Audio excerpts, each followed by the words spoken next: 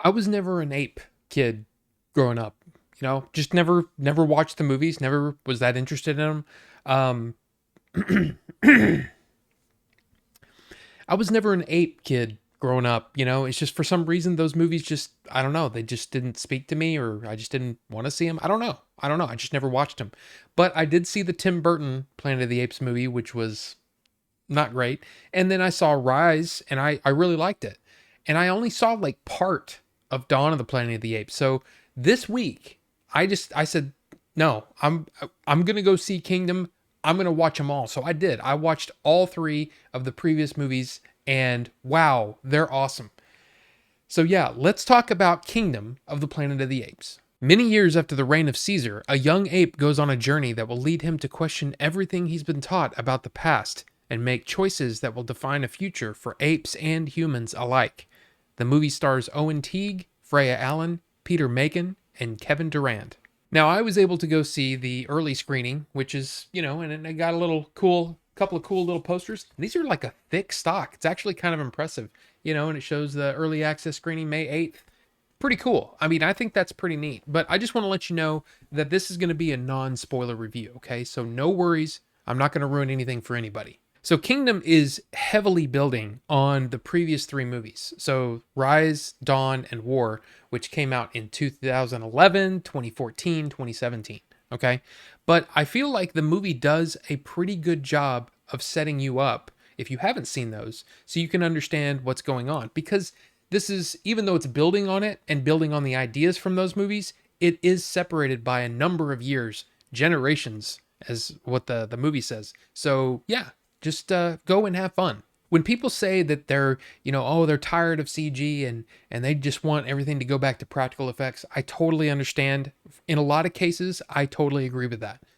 But here, the CG is so good and it's so impressive that you catch yourself forgetting that these are not really there. These apes are not really there emoting and talking and doing all these things. It's so impressive. And the way that the movie starts, you're immediately thrust into the story with Noah, and he's so expressive that it's just an amazing thing to watch, and you get attached to him so early on that it kind of kept me super invested all the way through to the end. Now we're going to talk about the previous three movies a lot, just in generalities, okay? But the previous three movies, one of my favorite things about all of them is not only were they well done technically and all that, so the stories were really solid, but the lore of how everything came to be is so well thought out and so meticulous, and the way that each one builds on the previous one, it's great, as it is here. This one builds upon those in such a great and satisfying way that it kind of makes you just go, yeah, the humans had their chance. It's time for the apes now. Going back to the CG for a second, I said that they were very expressive. There was one point where, with just a look, I teared up. I was so drawn into the character that I forgot that I was looking at a CG character. And this is also really impressive lore wise, because of course, in 2011, when this all started, CG was at a certain point and it's gotten better over the years. But not only as the technology has gotten better, but it's gotten better in the story with how the apes get smarter and smarter as time goes on. And they become more expressive. So it really works with the lore too, which is just a really super cool thing. Now, I don't know how a lot of people talked about the previous three, because like I said, I just recently watched them all, so I wasn't privy to those conversations, to what people thought. But one of the things that I kept going back to in my head is I'm enjoying this, but wow, they're serious. They're dead serious all the time, except for one character. I would say a minor character in War of the Planet of the Apes, but here it's there. It's very serious, but there is some levity, and in the form of one character who I really liked. Really, really good stuff. But again, it's so, I can understand why people are kind of like if people were like, wow, this is such a there's so much drama here, but and like I said, I'm not looking for a Marvel movie here, but at the same time, it would be nice to have a little bit more levity every now and then. But that isn't like a nitpick at all, okay? And when it comes to nitpicks, I only have a couple of things, okay? Just a couple of things where I'm kind of like, the movie isn't really that long, but it feels long. Like there were times where I was kind of like, okay, I'm feeling the length here, and it's not like there's anything to cut out either. It's not like, oh, they had this scene in here that drug on and it has nothing to do with the story. No, everything it needs to be there, but it still feels long. And I'm wondering if that's because of how the apes talk. Sort of there's a lot of pauses and they're talking and it makes it feel longer. I'm not sure. And the other nitpick, and this is, I would say, a minor nitpick. I mean, I would be curious to know what people thought of those previous three and if they thought the same thing I did, where it was kind of like, okay, I really enjoyed that, but wow, it was sort of predictable. This one is sort of predictable.